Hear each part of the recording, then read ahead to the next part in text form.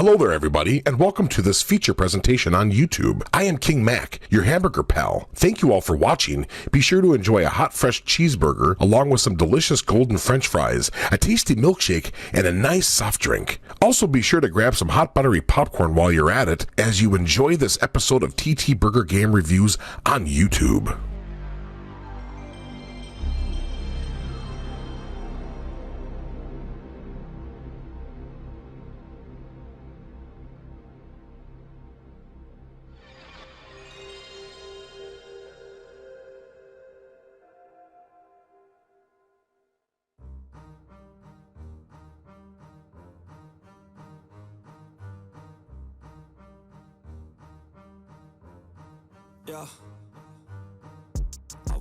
Hello everybody! You are watching TTBurger Game Reviews here on YouTube, and I am your host Tony. As we're continuing with more TTBurger Game Reviews here of the PlayStation, PlayStation 2, PlayStation 3, and PlayStation 4 games, and top 10 lists and stuff and more.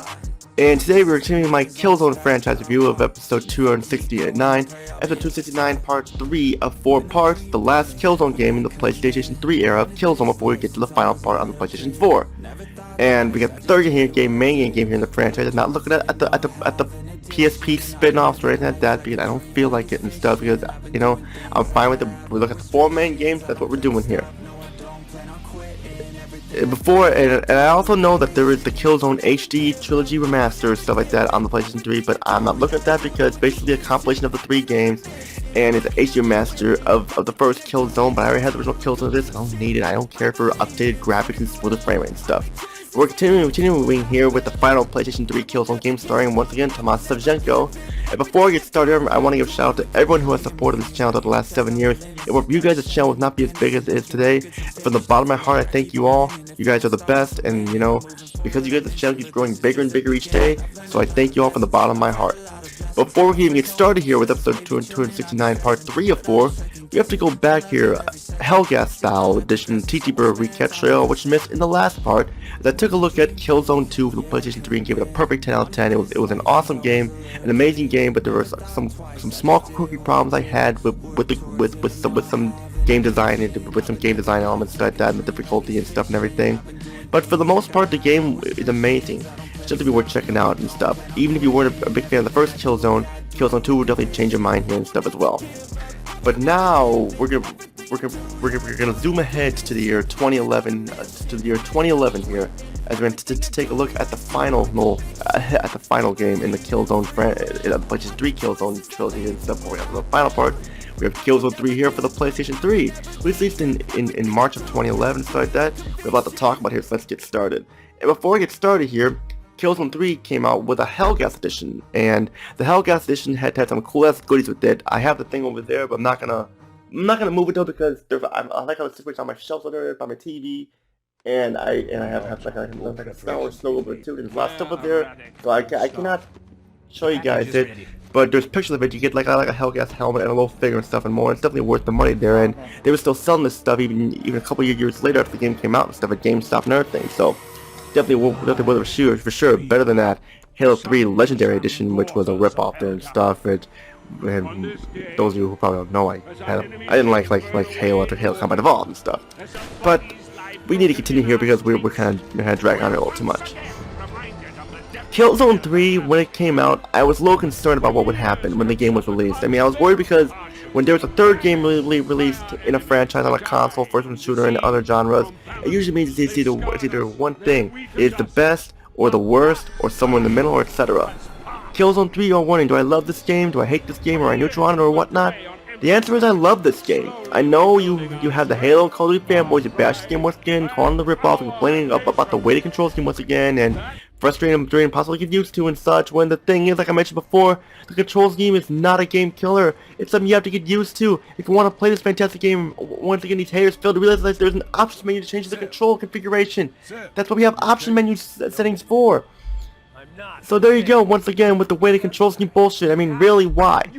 You don't know that there's an option to change the controls. Give me a break here. I mean, I gave Killzone 2 a perfect score, so how could this one be? Well, Killzone 3 is an excellent game, but not perfect like Killzone 2, but the problems Killzone 3 has are so small, where the score will still be pretty high. So the game is still worth your money and time, and definitely worthy of a great game in the franchise and stuff. But let's continue here. Killzone 3 starts off like one of those flashback stories that starts off you out in the middle of the story and switches to 6 months earlier after that and so on. And I'll explain the story because I can without spoiling it or ruining it as much as possible for people who are curious as well. Tomas Savchenko and Rico Velasquez of the ISA Second Army encounter Emperor Scolari Visari, the main antagonist of Killzone 2, when Savchenko wants to turn him in, but Rico decides to kill him in cold blood instead is not happy with Rico what he did because they needed information on the Helghast War, and now they do not know what to do. They regroup with a new character, Captain Jason Narville, at the palace where Visari was found, and the ISA are overwhelmed by the Helghast First Army, and the ISA are forced to withdraw, leaving many ISA soldiers to die because of this. Now the survivors must fight their way through the ruins of Paris to stop the war once and for all, and rid of the Helghast and stuff too. The game starts out 6 months after what happened in the climax of Killzone 2, where we see Seven, Rico, and other soldiers disguising themselves as Helghast, and then it cuts back to where the last game ended in the climax and stuff. That's how the story goes. The story is awesome. I know the new villains that they have here, Jordan, Brimby Straw, and Admiral Orlok, are not as interesting antagonists as Visari, but hey, would you rather have be the Covenant and the Flood and 3 for guilty to the spark of Halo 3, or stuff some of the worst antagonists ever, and you're laughable at the point? I say my point. The story for the most part is awesome, aside from those not so good villains. There's some small little plot holes there, but you won't even really recognize some of the stuff. Killzone 3's presentation is the same as Killzone 2, and nothing much has changed, but the graphics are still really amazing and crisp looking, and there is some better lighting here too. The character models have so much detail to them. Once again, they look like real people for its time, and they look at animate realistically and move around lifelike. The most details for the characters is in the faces, and the faces look better and more detailed, but one small complaint is in the cutscenes routine, then the characters' mouths do not move the best. They move like sock puppets, or like those early PC games made by humongous like putt-putt and stuff with a mouse keep moving over and over again when not even talking. The gun models once again look badass, like almost like realistic weapons you want to pick up and play and stuff. All the weapons return here, plus some new ones here, and once again my favorite weapon is that default assault rifle with the green scope light on it, and which I know is weird, but I can't help it if that's my favorite weapon in the game. The environments are crisp and detailed, so much that they feel like actual places in the war that you go to, and with all the explosions and environmental effects going on, it's amazing how great it looks with no dip in the frame rate whatsoever, and the draw distance is amazing with no dips in it either. And there's a big variety in environments, like underground areas, abandoned buildings that are coming apart with explosions and snow levels, which is my favorite, and more. And I am being sincere when I say, wow. Yes, we have snow levels in the game because I love snow levels. Everyone who's followed me knows how much I love snow levels. And we have improved lighting here, making the environments even cooler and badass. The cutscenes once again use the in-game engine, and they look fantastic, except for that one little problem is I have the way the character's mouth moves, like I mentioned earlier and stuff. It's like they flap away like saying blah blah blah. And sometimes the sound in the cutscenes will be out of sync due to the cutscenes having to load. It can look pretty ugly when it's out of sync, in my opinion. But still, I've seen this worse in other games, so it's not a big issue for me. The frame rate is smooth, like I mentioned, you'll not have it. But any slowdowns for maybe a couple times, but they're so where you won't even notice them at all, in my opinion. Plus, no long pause, which lasts about 15 seconds when the game loads a new area checkpoint, making it much faster this time. One new feature with the graphics is when you aim up and down, you can see Savchenko's feet and arms and stuff, which adding realistic to it and stuff as well. Killzone 3 sound, honestly, probably the weakest aspect of the game, but still miles better than Halo and Call of Duty, that's for sure. The voice setting has been completely changed for the most part. Almost all the editors from Killzone 2 are gone, and replacements are not the best. Either sound over the top, or sound pain in the process, or hammed up depending on the character and such. I mean, Savchenko sounds the best, and Rico sounds the second best, but the other characters just sound like they're trying way too hard. And I wonder why they changed the voice setting around. It's beyond me. I guess you either love it or hate it, or you're in the middle or neutral, depending on who you are. And while it's not the worst voice acting ever, it still could have been better. The music though is still pretty good, not as good as last time, but still better than the voice acting in my opinion. I enjoy the orchestral tunes here, they sound amazing. It's hard to say which soundtrack is better because they're both equally awesome. The weapons and explosions and the ambient sound effects all sound amazing as well, and you have that realistic sounding feel to them once again. Even hearing your footsteps here, they're just as amazing as before. But Killzone 3 shines in the gameplay, it is amazing, but there are some negatives here that I have, which I'll bring up later. First, let's talk about the good aspects here. First and foremost, we have a badass person shooter just like last time, where you fight your way through lots of Helghast enemies to put a stop to the war once and for all. You'll go through these amazing fights between the enemies in these harsh weather environments, and being overwhelmed by the Helghast makes you feel like you are part of a bigger and badder war where things are getting heated up here, like the end of a movie trilogy and stuff. Like I mentioned, the Helghast do not kid around here, so do not mess with them. The ISA will need to protect themselves very well here, more so than last time. A lot of people when this game came out bitched about the control scheme once again. It is very weighted and hard, and you probably should figure out they cried wolf over it, mainly the Halo and Call of Duty fanboys and the Microsoft fanboys and the mainstream gamers who didn't bother to take time to figure the game out.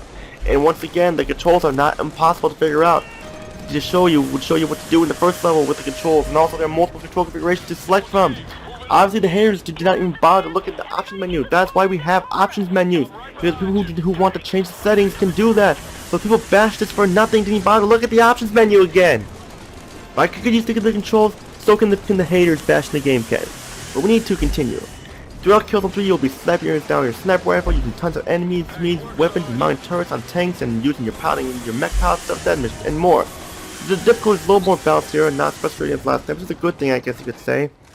And you can also power the mech, which can hover around and stuff, and have machine gun and missile turrets here, mainly in the snow level. You have tons of cool ass weapons here once again to choose from, plus you can unmount heavy weapons on turrets as well. You also have a new melee attack where you can stab your enemies up close, and the way you stab them and all the blood come out is really cool. I have no opinion on the multiplayer, but I can tell you there's a cooperative mode with single player, but I have not played it, so once again, those of you who have played the multiplayer, comment down below and tell me how it was. Killzone 3 was definitely an amazing game and memorable game. If you can get the Helghast Edition, you'll get some cool ass stuff worth your money. More so than that disappointing Halo 2 Legendary Edition, which just had head-to-head like the game and the helmet that does nothing, and poorly rendered and compressed cutscenes in the first two games, and in Halo 2 the subtitles are way too fast and stuff. But this, you get a cool looking helmet with a figure and stuff, and it looks pretty cool on your shelf for a collector. I do own the Helghast Edition, like I said, but I'm not taking it off my shelf. I have it nice and organized, and I have it on my TV. But Killzone 3 is not perfect like Killzone 2, and I'll tell you why in some of these Helghast negatives here. While the game was enjoyable and I loved it, a lot of elements of the game made me feel untouched and recycled from the last time, where it feels more like an expansion of Killzone 2 with a wrap-up story. Sajeko is the only playable character once again. The two new villains are not remembered as Visari. The difficulty, while more balanced, can still be frustrating, especially when you get stuck in an intense battle with nowhere to go. They'll gang up on you and boom, you are dead. Some of the new characters have no personality to them, or sometimes are unlikable assholes or morons like Rico Velasquez once again. The story, while awesome, has some small plot holes, and the game is still short, only about 5 or 6 hours long. Once again, and there are times where now the game is shorter like at this point, and I just wonder why is this short for a 2011 game for crying out loud. You can't pilot tanks or anything like that once again, which it would have nice to add more levels with the tanks in them, and some graphical go issues in the cutscenes, but they're not as bad, and the new voice acting is not the best though. The Jackal once again does not talk much except for the cutscenes where he's seen them and stuff. Which all the points I have with it though. Final thoughts: if you enjoyed Killzone 2, Killzone 3 should not disappoint you at all. It's an amazing game. It sure may not be as good as Killzone 2, but still a fantastic, excellent game for sure. That gives a 9 out of 10 due to the problems I have with it, because it's still a fantastic game that's worth owning your collection for sure, and a very awesome Killzone first-person shooter. And that's it for episode 259, part 3 of 4. Stay tuned for the grand finale. We're going to dive into the PlayStation 4 era. We're taking a look at a launch title for the PlayStation 4, Killzone Shadowfall, starring a whole new character and stuff and new story elements and stuff. And how does this game fare? We have to find out next. But all I gotta say is Tony, peace, not have everything. See you all in my review of Killzone Shadowfall for the PlayStation 4 for episode 259, part 4 of 4 on TTBurger. Take care, everybody. Wanted this life since I was a little kid. Never thought twice, I just did what I did. Work towards it and